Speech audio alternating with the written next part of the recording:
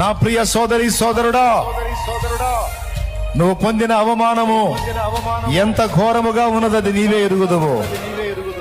ఇంత అవమానానికి నీకు అనుమతించిన నా దేవుడే దానికి రెట్టింపు ఘనతను మహిమను నీకు ఇవ్వబోతున్నాడు. కొద్ది దినములలో నీవు దాన్ని అనుభవిస్తున్నావు. అది నీ జీవితంలో జరిగి తీరుతుంది. నా దేవుడు నీ విశ్వాసాన్ని సిగ్గుపరిచేవాడు కాదు అని తెలియజేయమంటున్నాడు. ఎస్, లేఖనంలో ఆయన సాక్ష్యం ఇచ్చున్నాడు.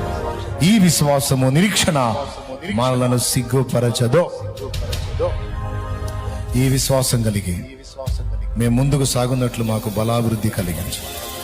నాకింత అవమానం కలిగించాడంటే నా దేవుడు గొప్పగా నన్ను ఘనపరచబోతున్నాడు, లేవనెత్తబోతున్నాడు.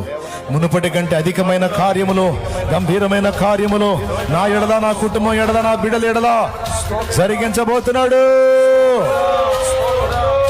జరిగించి ఉన్నాడు. ఆయనకే మహిమ ఘనత యేసు నామములో పొంది ఉన్నాం తండ్రి.